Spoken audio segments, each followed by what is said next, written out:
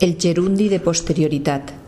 El gerundi és una de les formes no personals del verb. Una manera fàcil de reconèixer-lo és l'acabament en nt, jugant, sabent, dormint.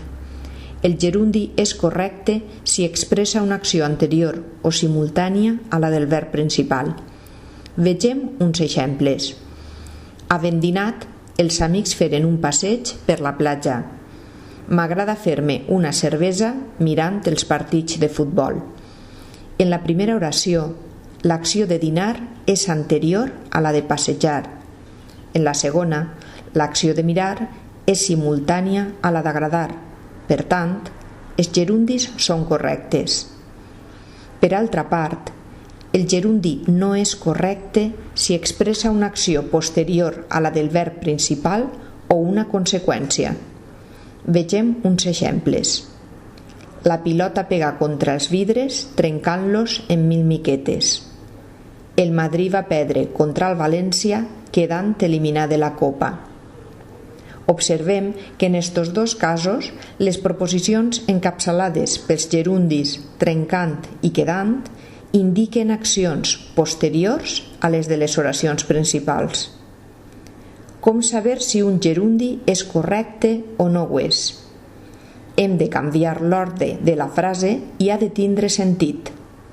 Comprovem-ho en alguna de les oracions que hem vist. Trencant-los en 1000 miquetes, la pilota pega contra els vidres. Mirant la tele, li agrada fer-se una cervesa. Observem com en el primer cas, si alterem l'ordre, la frase no té sentit. Per tant, ixe gerundi no és correcte.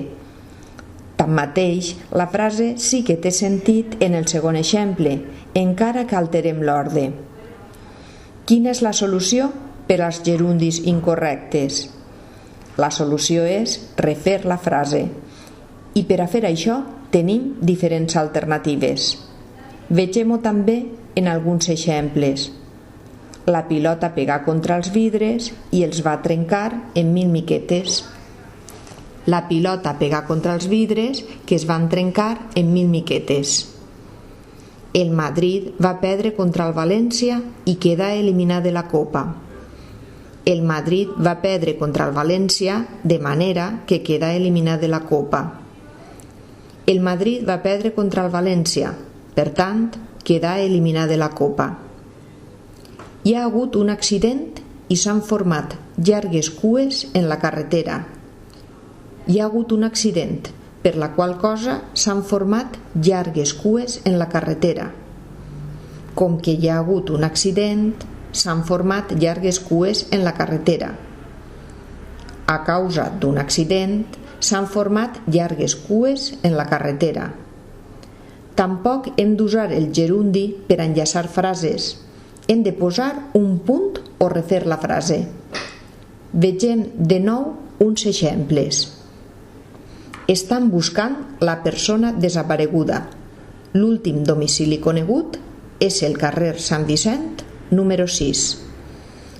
Estan buscant la persona desapareguda que tenia com a últim domicili conegut el carrer Sant Vicent, número 6. En resum, evitarem el gerundi quan és posterior, quan indica conseqüència o com a connector de frases.